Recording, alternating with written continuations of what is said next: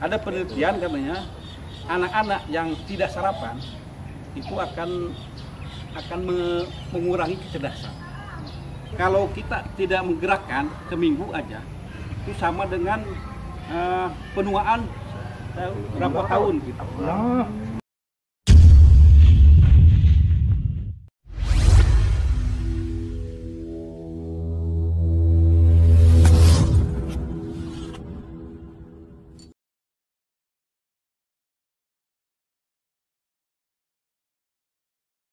Ada jenis pin emas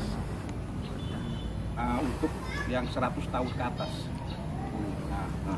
Karena tergoda dengan itu, mereka mencari tahu informasi-informasi tentang bagaimana cara hidup panjang 100 tahun, termasuk aspek gizi, aspek kesehatan, olahraga, ya, aspek sanitasi. Sanitasi itu kebersihan. Jadi kadang kalau di Indonesia aspek gizi mungkin sudah ngerti lah, ya, bisa di set gitu ya. Aspek sanitasi ini yang, ya, sanitasi diri, sanitasi lingkungan, ya, kalau bagaimana kita kalau mau makan cuci tangan dan sebagainya. Itu ini yang pendahuluan. Penuaan ini banyak faktor, ya, banyak faktor, ya. Ada penyakit yang disebut dengan Alzheimer. Alzheimer itu penyakit penuaan di mana seseorang itu tidak lupa lagi, seperti anak kecil lagi. Terus untuk yang 60 tahun ke atas itu ada penelitian itu harus banyak minum, harus banyak cairan, misalnya jus, karena ini dehidrasi udah mulai tinggi di usia tua, ya. Jadi kesempatan ini bagus. Jadi kalau kesempatan yang ada itu, ya, harus banyak minum. Minum itu bukan hanya air, ya, yang berair gitu, jus, cuka. Minum juga. Karena ini kalau dehidrasi biasanya kalau dehidrasi ini, ya, itu tadi akan menyebabkan Kiai sudah menerapkan itu dan alhamdulillah sehat, ya. Jadi kita ini. Terus untuk terkait tadi, ya, itu bagaimana saraf kita ini, ya, sebagian besar mulai dari sini ke sana, ya, ke bawah. Kalau ada lagi otak itu memang luar biasa, ya. Makanya ada penelitian pagi-pagi itu harus sarapan. Kenapa sarapan? Karena otak itu berbeda dengan komponen yang lain. Karena dia menginginkan sumber energi dari gula. Dari gula itu kan nasi. Kayaknya sarapan itu nasi, ya. Dianggap sarapan nasi, yang penting ada nasi. Nah, itu.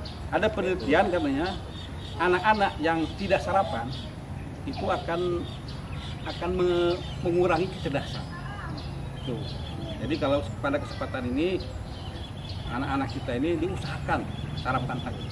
Karena otak kita hanya menggunakan energi dari glukosa. Kalau badan tangan kita gitu, masih bisa dari lemak, dari protein, tapi otak kita nggak bisa. Nah itu. Nah, jadi saraf ini sebagian besar mulai dari badan ke bawah itu karena saraf-saraf kita banyak di situ. Ya, selain otak tadi, ya. Kalau yang ini kan sudah mulai nggak terlalu banyak. Nah, makanya ada istilah pijat, ya, refleksi, ya, bagian gitu. Terus mungkin yang berkaitan dengan apa namanya yang bekam, ya. Bekam juga ada ya di bagian kaki kan kalian. Yeah. Tapi walaupun demikian diusahakan, ya, diusahakan pagi-pagi, ya, menggerakkan kaki kita. Kalau di rumah saya kadang muter-muter di rumah itulah. Nah, di rumah kita ada keringat sedikit. Ya. Saraf ini ya bisa, ya, sekarang ini banyak Ustadz Jamil gitu, ya, ahli di bidang saraf yang di kaki, itu kan penting, ya. Bahkan saya juga pernah, ya, ya ternyata ada bagian tertentu. Nah itu, ya. Terus ada penelitian tadi ya, kalau kita tidak menggerakkan seminggu aja, itu sama dengan penuaan berapa tahun gitu. Nah ini bahaya ya. Jadi misalnya ada misalnya seorang sakit gitu ya, nggak bergerak. Nah ini dia bisa memperparah karena kakinya tidak digerakkan tadi. Itu diusahakan ya, biasanya ada orang kesehatan itu ada sejenis usaha-usaha tertentu ya, usaha dari aspek pola makan ya, nutrisi ya, itu ada bagian ilmu gizi yang bagaimana bisa bagian kaki itu bisa apa istilahnya tadi ya sehat gini tuh tadi. Jadi terus ini terkait dengan pola makan ya. Nah ini di dalam makanan itu ada 6 komponen ya. Pertama karbohidrat ya. Karbohidrat ini sumber energi utama kita ya. Tapi karbohidrat ini hati-hati juga ya. Hati-hati karena terkait dengan penyakit diabetes. Nah udah usia gini nih peluangnya tinggi diabetes itu. Nah jadi diabetes ini sebagaimana hukum alam ya, alat-alat kita menua ya, termasuk insulin menua, apalagi pola makan yang menyebabkan insulin rusak ya, ditambah pola makan yang glukosa mainet ya, sering makan glukosa ya. Glukosa ini artinya kalau makan 3 kali tidak masalah ya, ini cemilan ya, cemilan roti pagi-pagi udah makan, ada roti di kantor makan lagi, ada coklat makan lagi. Nah ini menyebabkan glukosa selalu ada ya. Ditambah lagi misalnya setelah makan kopi ada glukosanya. Nah, ini akan meningkatkan ya, istilahnya kalau kita makan meningkat langsung. Nah tapi tubuh kita ada insulin itu yang merubah glukosa menjadi glukogen. Glukogen itu gula otot ya. Alhamdulillah kita ada mekanisme itu.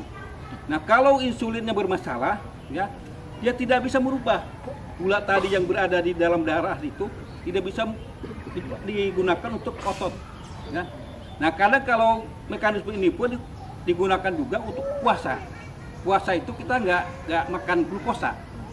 Nah kebalikannya ada hormon glukagon.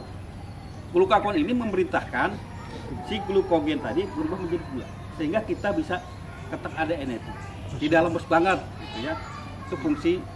Nah hati-hati juga ada makanan-makanan yang memiliki IG itu indeks glikemik ya. Indeks glikemik semakin tinggi, indeks glikemik semakin disarankan jangan banyak makan ya.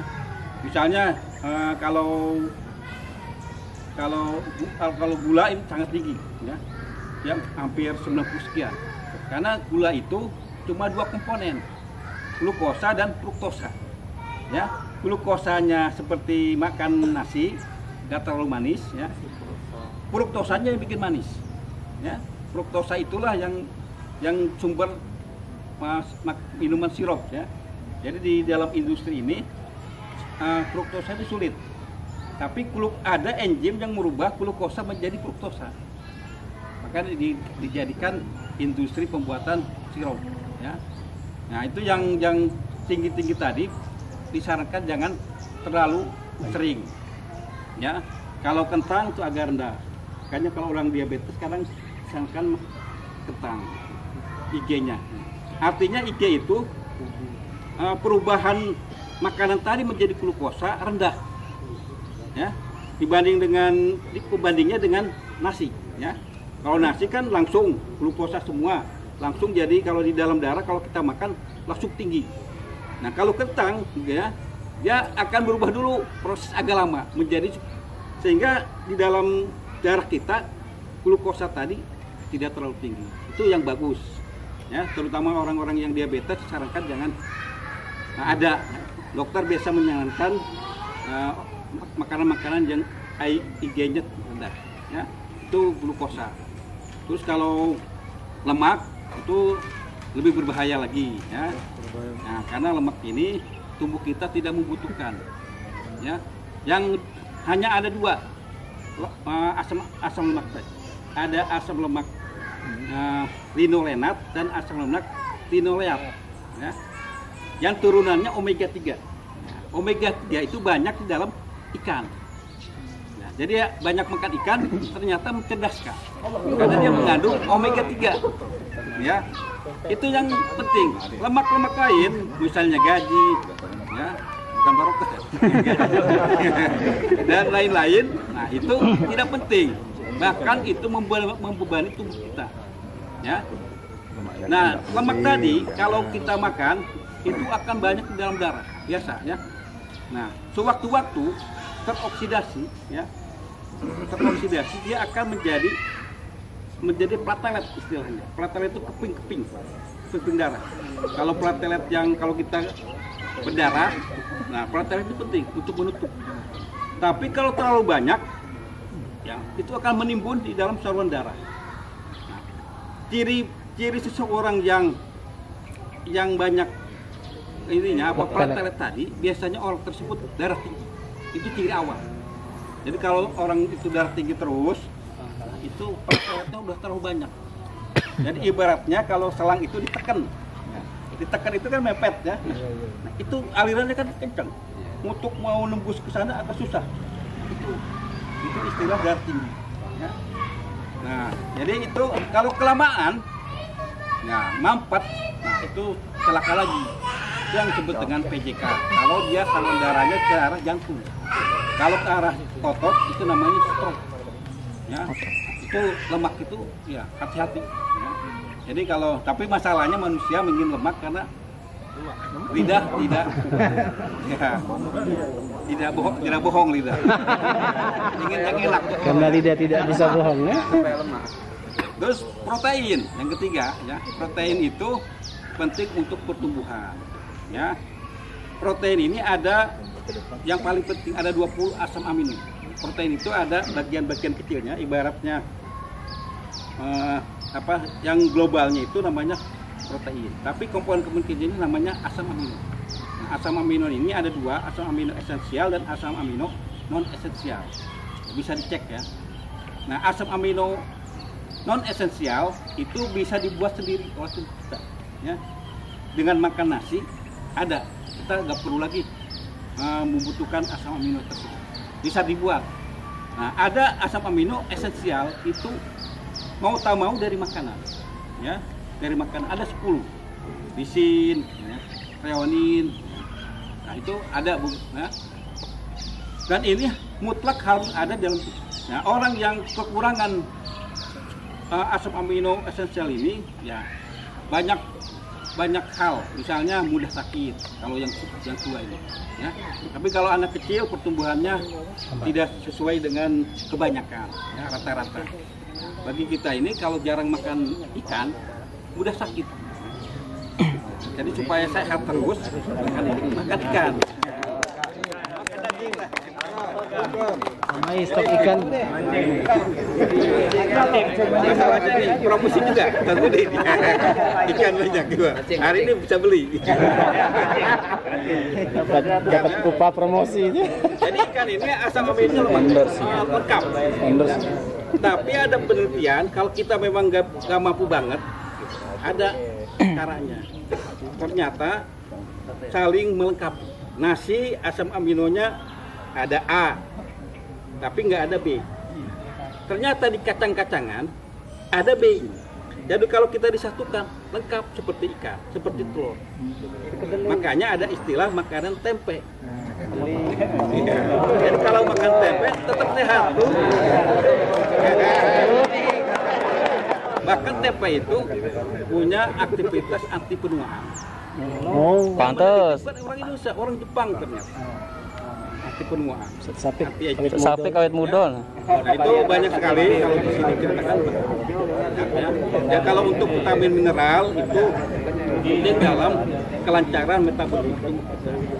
Ya. kami di air ya tadi udah mungkin itu aja Ustaz Kiai ya. Mungkin mohon maaf kalau ada kekurangan.